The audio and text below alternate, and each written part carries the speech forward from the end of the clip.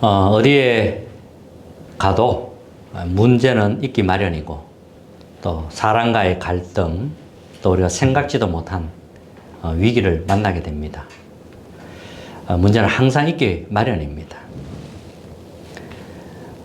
특히 개인에게 문제 올 수 있고요. 가정에도 있고 또 현장에 가면 더 많은 문제가 기다리고 있습니다. 여기에서 우리가 응답을 받는 거거든요. 세 가지 문제 아닙니까? 문제, 갈등, 위기. 이 3문제인데 이 문제에 또한 3응답이 있는 겁니다. 문제에는 분명히 하나님이 주시는 답이 있습니다. 그리고 갈등에는 내가 갱신할 것이 분명히 있고요. 위기가 있다면 하나님의 더 좋은 것이 숨겨져 있습니다. 그걸 발견하는 겁니다. 중요한 것은 이제 문제 보는 눈입니다. 눈. 어떤 눈을 가지느냐 하는 거죠. 그래서 문제, 갈등, 위기는 우리가 볼 때는 절대 불가능한 겁니다. 절대 불가능. 우리 힘으로 해결할 수 없는 문제라는 거죠. 우리 힘으로 해결할 수 있는 문제는 그거는 문제가 아니죠.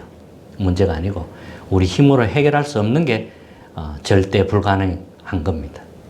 그래서 우리는 기도하는 거고요. 그러면 하나님이 절대 가능한 응답을 주시는 겁니다. 그 응답은 하나님이 주시는 거예요. 보좌로부터 내려오는 겁니다. 그래서 흔들리지 마시고 언약을 잡으시면 되겠습니다. 복음 안에 있는 사람에게는 전부 응답이고 축복입니다. 잊으면 안 돼요. 모세가 죽고 여호수아, 갈렙이 이제 가나안 들어가게 됩니다. 이제 후대를 데리고 가나안 들어가게 되지요. 그때 하나님이 뭐라고 말씀했냐면 여호수아에게 요단을 건너라 이렇게 이야기했습니다. 그 요단을 어떻게 건넙니까? 요단 강을 건너라고 하는데 아이들도 있고 노인도 있고 어떻게 요단을 건넙니까? 건널 수 없습니다. 절대 불가능한 겁니다. 언약궤 맨 제사장을 따라가라 그랬습니다. 언약궤 맨 제사장이 발을 요단에 디디면 요단이 갈라지는 겁니다. 홍해 바다 갈라지듯이 그렇게 요단도 갈라지는 겁니다. 그래서 하나님 능력 체험하라는 거지요. 절대 불가능한 현장이 있지만 절대 가능한 현장임을 우리는 볼 수 있어야 됩니다. 하나님의 능력 체험하면 돼요. 근데 요단은 갈라졌습니다. 하나님 말씀대로 갈라졌어요. 그래서 12돌을 치어서 기념비를 세웠죠. 그런데 가나안 들어가려면 또 한 성이 막고 있습니다. 큰 여리고 성이 막고 있는 거예요. 이거는 사단의 성입니다. 견고한 성입니다. 사람의 힘으로 이 성을 무너뜨릴 수가 없습니다. 이 여리고를 무너뜨려야 가나안 들어갈 수가 있습니다. 근데 하나님 또 말씀합니다. 언약궤 맨 제사장 중심으로 여리고를 돌아라고 합니다. 마지막 날 소리 지르라고 합니다. 여리고 돌 때는 아무 말도 하면 안 돼요. 여리고만 돌아야 돼요. 불신앙의 말 이런 거 하면 안 돼요. 그런데 어떻게 됐습니까? 여리고는 무너졌습니다. 무너졌어요. 그리고 가나안 들어가니까 아모리 연합군이 또 쳐들어온 겁니다.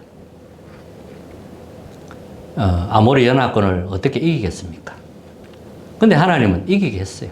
우박을 내려서 아모리 연합군을 막 친 겁니다. 돌 같은 우박을 내리니까 많은 사람이 죽은 거죠. 칼에 죽은 사람보다 우박에 맞아 죽은 사람이 더 많았습니다. 처음 가는 그 길, 가나안 정복하는 겁니다. 근데 해가 저물었단 말이죠. 처음 가는 길이라서 지형을 전혀 모릅니다. 그때 여호수아 갈렙이 기도합니다. 태양아 달아 멈춰라. 태양과 달이 멈춰버렸어요. 그래서 아모리 연합군을 다 죽여 승리하게 됩니다. 이런 일이 실제로 있었습니다. 저는 가보지는 않았는데 태양과 달이 멈춘 기록이 무디과학관에 있답니다. 실제로 그게 있었다는 거예요. 그러니까 하나님은 모든 것을 언약 중심으로 움직이는 겁니다. 그래 언약 잡은 사람, 하나님의 절대 불가능한 현장에 서면 절대 가능의 역사 일어나는 거거든요. 그래서 정말 언약 잡으시기 바랍니다. 3가지 기도하면 돼요. 권세 사용하는 기도. 베드로가 나사렛 예수 그리스도 이름으로 명하노니 일어나 걸으라 그랬거든요. 또 이 여호수아가 태양아 달아 멈춰라 여호와께 기도한 겁니다. 이게 권세를 사용하는 기도입니다. 그리고 포기하지 않는 기도입니다. 내 뜻이면 빨리 포기하는 게 유익합니다. 그러나 하나님의 뜻이 분명하다면 포기할 이유가 없습니다. 하나님의 거기에는 기적을 일으켜서라도 하나님의 계획을 이루시기 때문에 그렇습니다. 하나님의 계획이라면 당연히 응답 올 수밖에 없지요. 그리고 그날의 기도. 큰 어려움이 오면 하나님은 더 큰 것을 준비하셨다는 걸 기억하시기 바랍니다. 그래서 육신적인 기도, 뭐 이런 기도는 이제 어린아이들이 하는 기도입니다. 이제 안 하셔도 됩니다. 너희는 먼저 그의 나라와 그의 의를 구하라. 그리하면 이 모든 것을 너희에게 더하여 주시리라. 중요한 걸 딱 붙잡으면 나머지 건 따라오는 거죠. 중요한 걸 놓치고 안 중요한 걸로 우리는 기도하는 겁니다. 그러면 응답 없죠.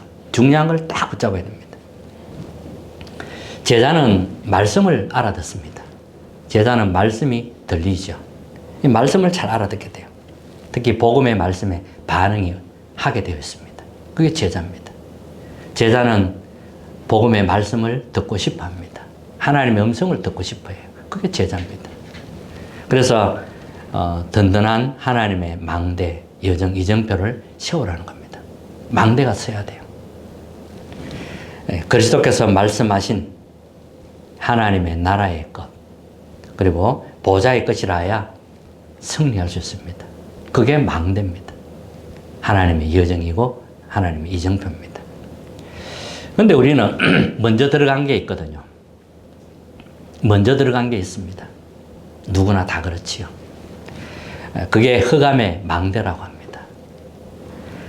사단이 쳐놓은 함정, 사단이 쳐놓은 털, 올무가 있거든요. 12가지 문제 아닙니까? 이게 우리에게 각인이 되고 뿌리가 되고 체질되어 있다는 거지요. 그러니까 나 중심으로 각인, 뿌리, 체질이 되어 있습니다. 하나님 말씀에 길들여지고 말씀 중심이 아니라 나 중심에 이제 이걸로 이제 각인이 되어 있다는 겁니다. 여기에다가 이제 사단이 집을 짓습니다. 견고한 성을 만들지요. 이렇게 해서 임금 노릇합니다.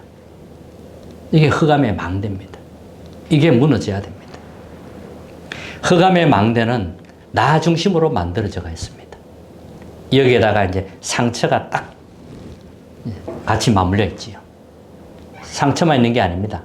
여기에 또 이제 우상이 같이 딱 맞물려집니다.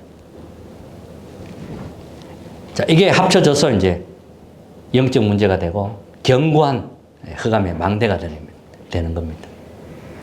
자, 여기에 이제 복음화가 되어져야 됩니다. 이 부분에 복음화 되어져야 돼요. 그러면 정거는 저절로 따라옵니다. 렘넌트 7명이 다 그랬지요. 요셉 같은 경우는 형들 때문에 상처받지 않았습니다. 오히려 그것이 큰 발판이 되어졌습니다. 나중에는 뭐 어떻게 됐습니까? 형들을 다 살렸지요. 자, 이렇게 살리는 사람으로, 요셉 같은 사람으로 세워져야 되는 겁니다. 자, 오늘 본문에 보면 베드로, 요한이 공회 앞에 서게 됩니다. 앞에 지난주에 말씀드렸듯이 나사렛 예수 그리스도는 안전병이를 일으켰어요. 이 사건에 의해서 공회 앞에 서게 됩니다. 종교 지도자들이 다 참석했습니다. 이제 모세란다. 베드로와 요한을 가운데 세워놓고 묻습니다. 누구 이름으로 이 일을 했느냐 이렇게 묻는 거죠. 누구 이름으로 안전병을 일으켰냐 이 말입니다. 왜냐하면 예수 그리스도 이름으로 말하지 못하도록 그렇게 법으로 정했거든요. 이거 불법인 거죠. 그때 베드로가 이제 이야기하는 겁니다. 성령이 충만하여 너희들이 예수 그리스도를 십자가에 못 박지 않았냐. 하지만 하나님은 그리스도를 부활시켰다. 그래서 우리는 나사렛 예수 그리스도 이름으로 안전병을 일으킨 것이다. 이렇게 말한 겁니다.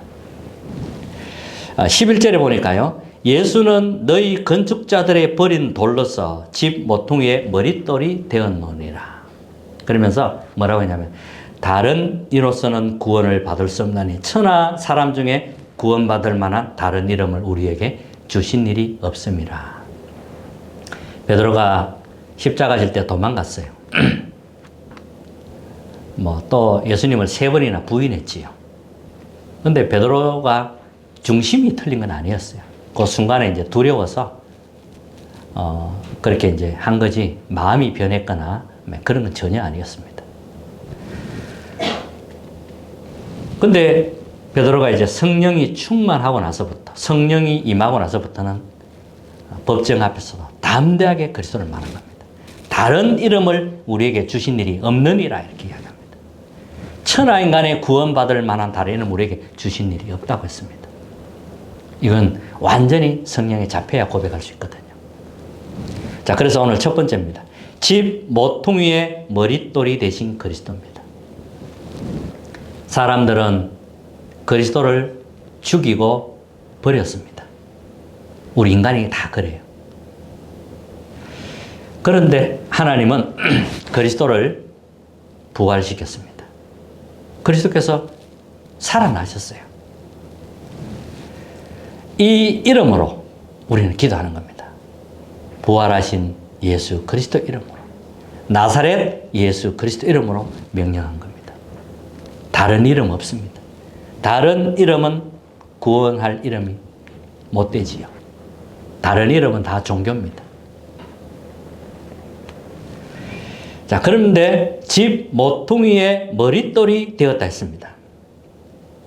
그리스도께서 집 모퉁이의 머릿돌이 되신 겁니다. 옛날에 집을 지으면 기둥을 세워야 됩니다. 요즘에는 콘크리트와 철근 가지고 콘크리트 가지고 하지만 옛날에는 나무로 했거든요. 나무 기둥을 세워야 돼요. 근데 그 기둥을 땅에다 심으면 어떻게 됩니까? 비 오고 습하고 하기 때문에 나무가 금방 썩어버립니다. 근데 돌 위에 기둥을 세우면 어떻게 돼요? 그러면 나무가 오래 가고 튼튼해집니다. 바람 불어도 괜찮고 튼튼해지는 겁니다. 그 기둥 밑에 놓는 돌이 바로 머릿돌입니다. 예수 그리스도를 사람들이 버렸지만 집 모퉁이의 머릿돌이 되었다는 겁니다. 우리 믿음의 신앙인들이 전부 기초가 된 겁니다. 그래서 반석 위에, 그리스도의 반석 위에 나를 세우는 겁니다. 그리스도 반석 위에 가정을 세우고 현장을 세우는 겁니다. 놓치면 안 돼요. 자, 두 번째는 마귀가 가장 두려워하는 게 있습니다. 마귀는 무엇을 두려워할까요? 다른 거 두려워하지 않습니다. 인간관계 잘한다고 마귀 이길 수 있을 것 같습니까? 인간관계 당연히 잘해야죠. 그거는 상식인데. 그러나 그것으로는 마귀를 이길 수 없습니다.